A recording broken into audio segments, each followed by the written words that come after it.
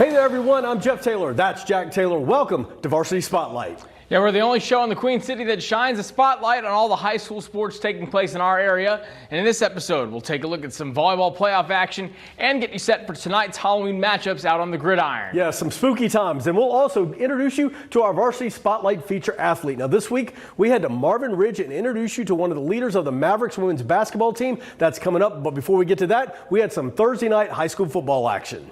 Yeah, all CMS decided not to play tonight, so they took to the gridiron on Thursday night, and what we saw were long-standing rivalries and teams looking to win their regular season conference titles. Jeff, what do you have for us? Yeah, up first, Providence playing host to Audrey Kell. With the win, the Panthers would win the Southwestern 7A 8A conference, something they had not done in over 4 years. Providence led 21-7 at the break.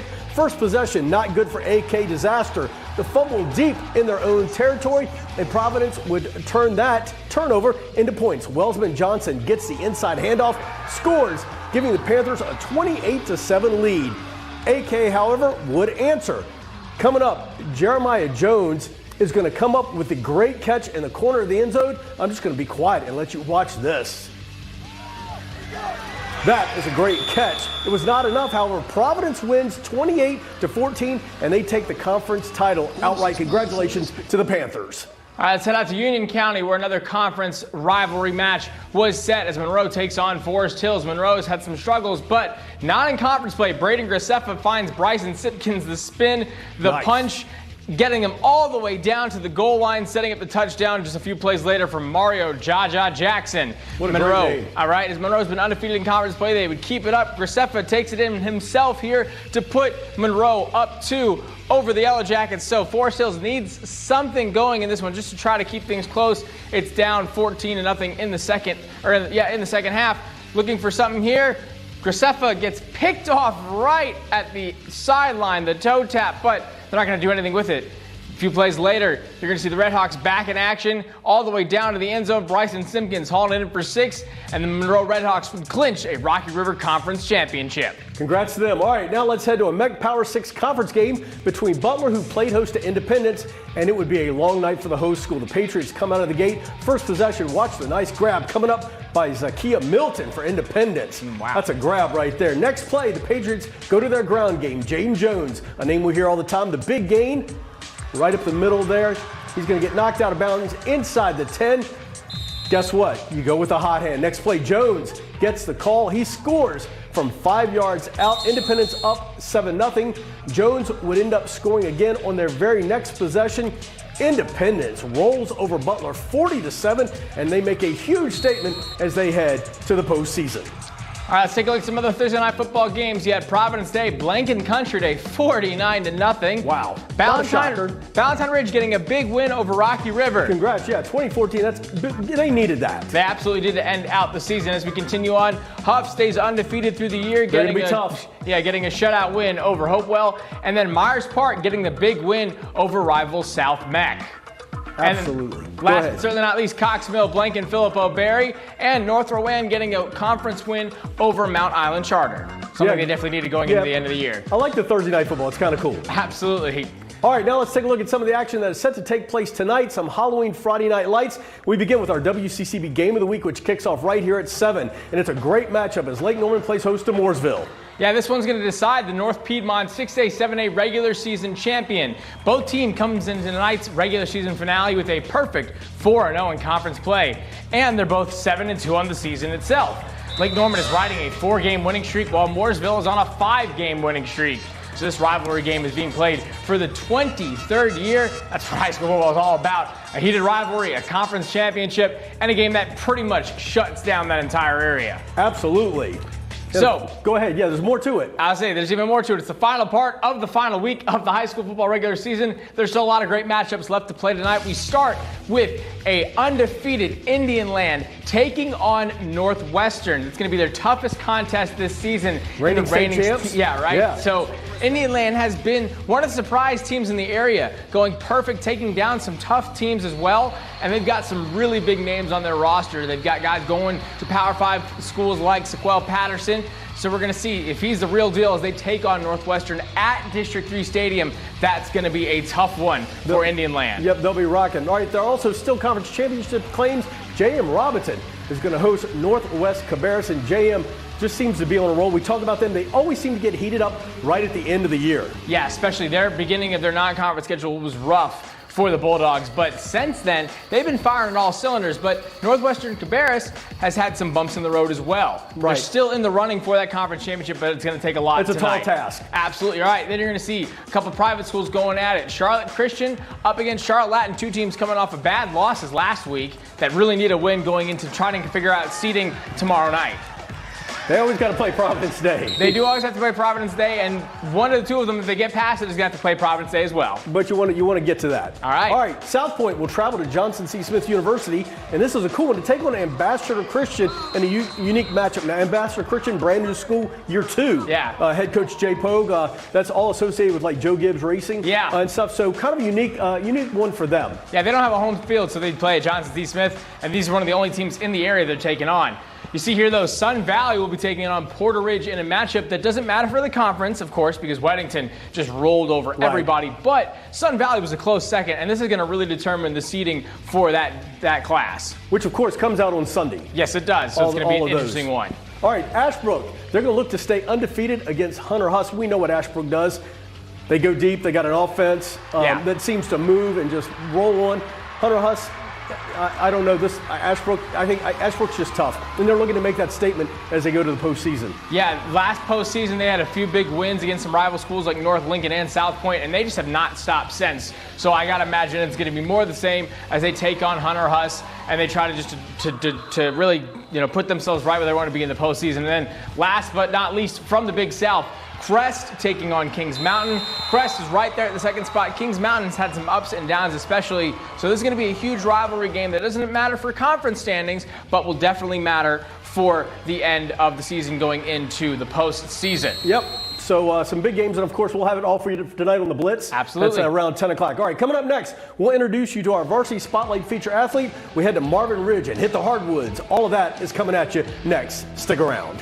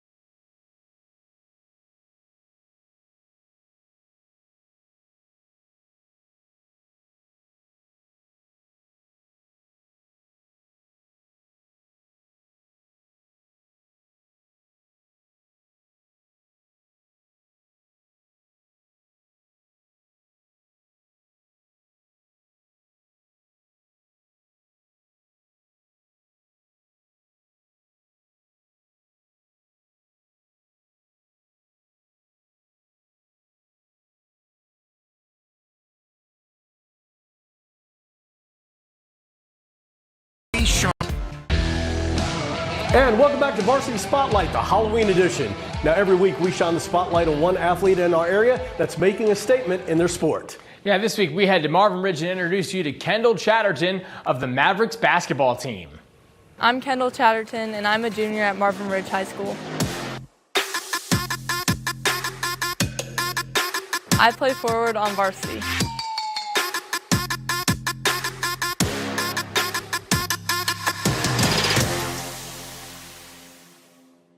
I've been playing basketball for about 10 years, but about 8 of those have been on rec and not very serious. And then these past few years, I've been playing on AAU and really starting to take the sport seriously. I'm 6'3", and yes, the weather's better up here.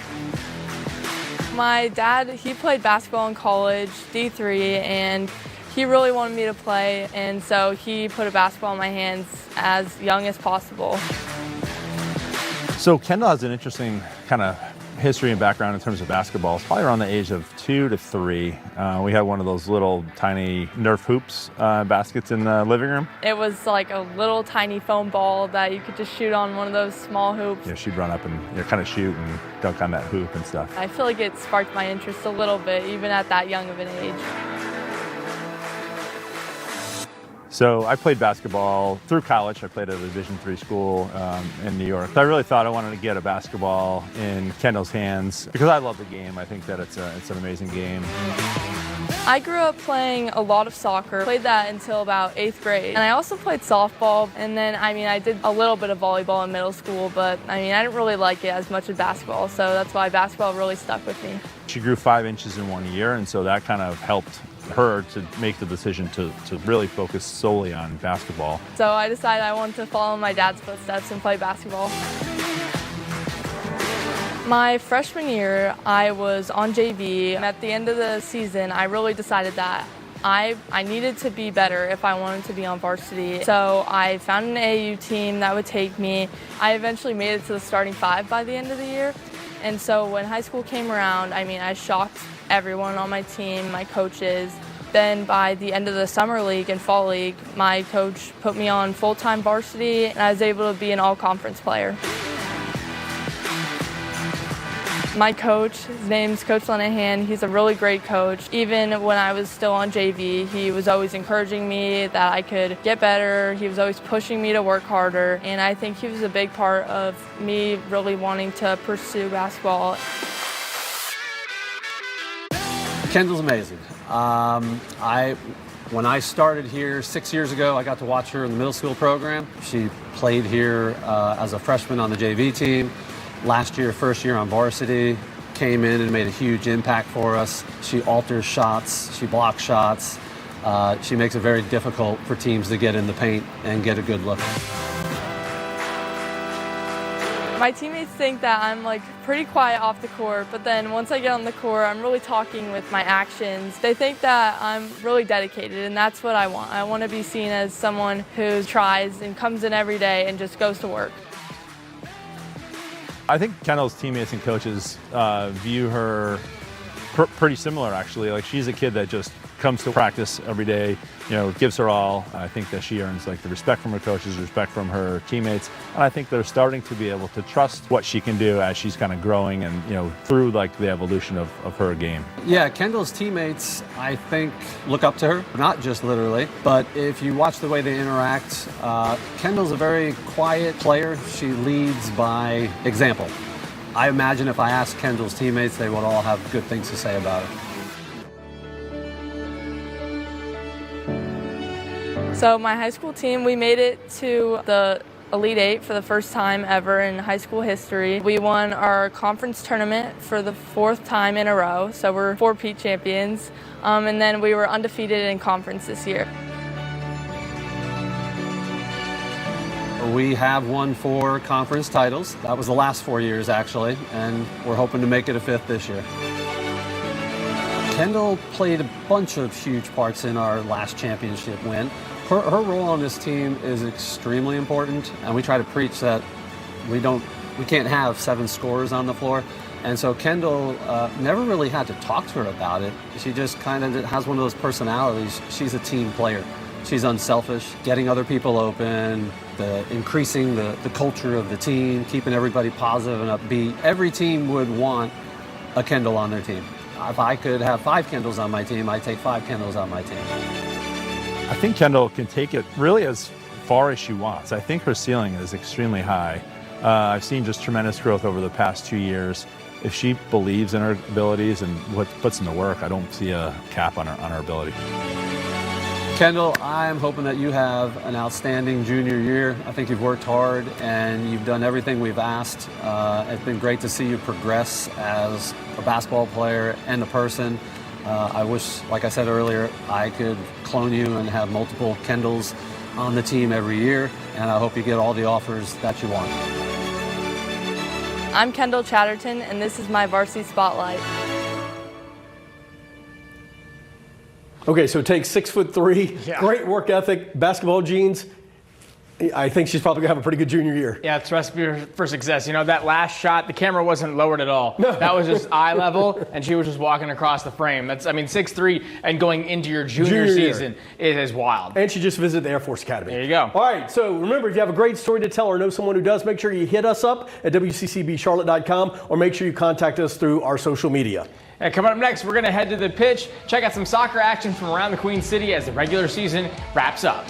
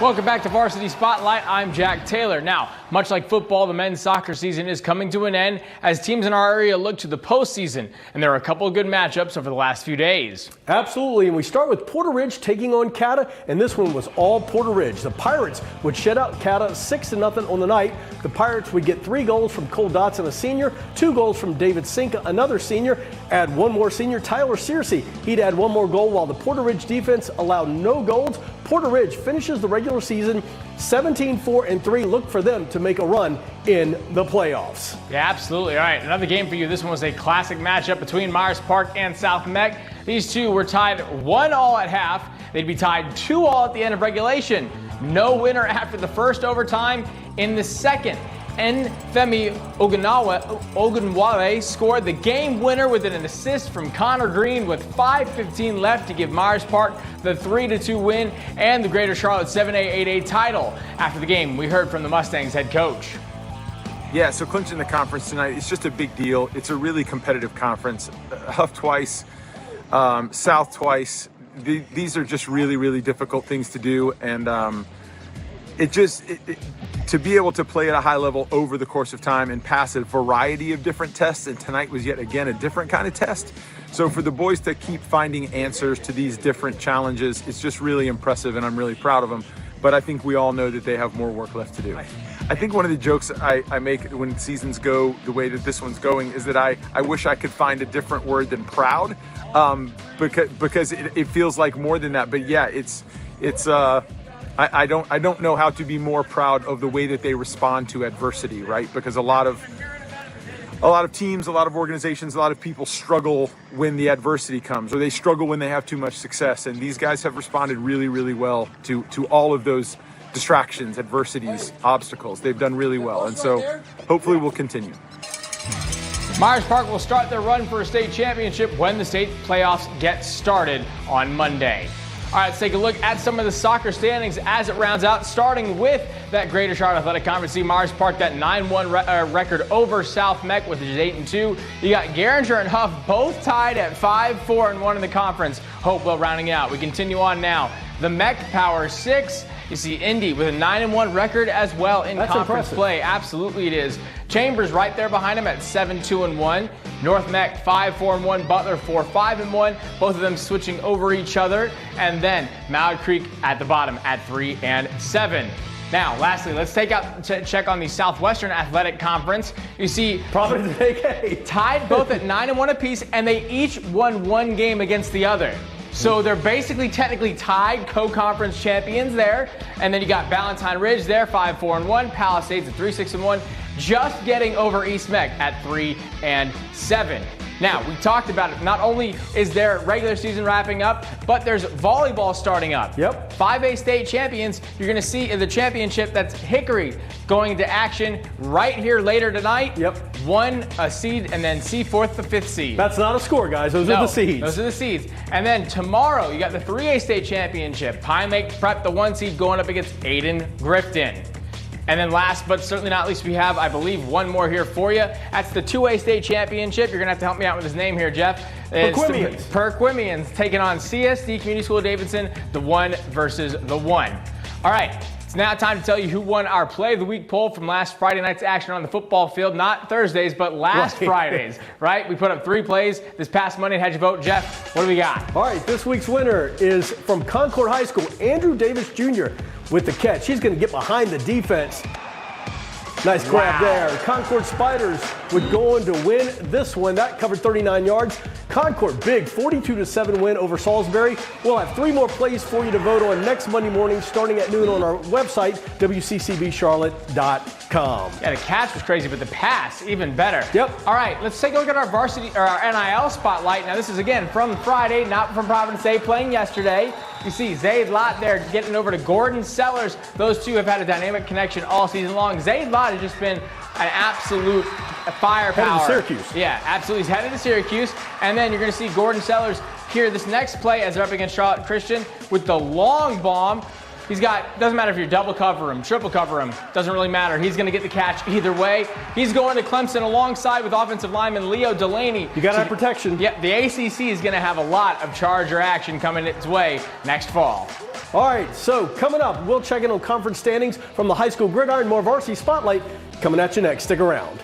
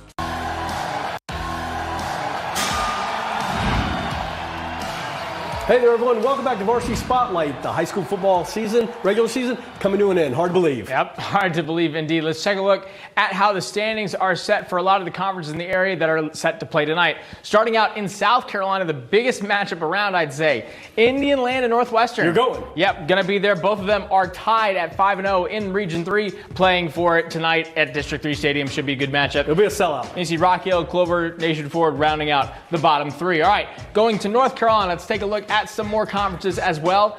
We have Weddington already established itself 6-0, right? Not going anywhere. Nope. Sun Valley right there behind them at 4-1. They're trying to get that outright number 2 over Porter Ridge. Yep. Weddington, listen, they are who they are. Yeah, and then you just have Catholic basically replacing Cuthbertson, right, and tied with Marvin Ridge. Continuing on now, let's take a look at some other ones. We go on now to the South Piedmont. Yeah, I don't get I'm sorry, the Southern Piedmont. Yeah, the Southern Piedmont. See, it's hard to. You got Lincolnton and Burns and Shelby, all at 6-1. Shelby and Burns are playing tonight. Lincolnton's going to be taking to the field as well. Right. So you're figuring out basically who's going to be either the top or if they're going to tie in this 3-way tie. This will be a heck of a ball game. Absolutely will be. Now on to the South Piedmont, all right? Not the Southern, the South Piedmont. Like we see here, J.M. Robinson up at the top, undefeated in the conference, but Northwest Cabarrus, if they can get a win, will get the co-conference championship. Yeah. You see Concord, West Rand both tied. Good for Concord. Yeah, absolutely. Hanging in there. Both tied at 4-2 apiece, and East Rand rounding out at 2-4. All right, let's take a look at the Western Foothills here. Hickory's done with, or East Lincoln's done with their season. So they're 7-1, they're set. Hickory, if they were to lose, they'll be a conference co-championship. Right now, they're sitting pretty. They're taking on Bandy's down here at 4-3. So Hickory looking to get the outright championship. Right. All right, I think we have one more for you. Yep, we do. Big South Conference. Ashbrook getting that win over Crest. So unless they somehow lose to Hunter House down here at 2-3, they'll take it outright. Yeah, they're going to win it. I try to get that undefeated season, I believe so. But watch them in the playoffs. Absolutely. You got Crest up against Kings Mountain. That's going to be a big game as well. Both of these teams, this whole top 5 right here, more than likely going to have spots in the playoffs throughout the season. Which, of course, like I said, the brackets come out Sunday. Yes, they do. So we'll have all that for you come up a little bit later. All right, hey, that's it for this week's Varsity Spotlight. Stay tuned for our WCCB Sports Game of the Week. Great one, Lake Norman and Mooresville. That kicks off in just a few minutes right here on WCCB. Yeah, right after our Game of the Week, stay with WCCB as we bring you all the scores and highlights from Week 11 of the Blitz. We'll see you then. Enjoy your Friday night.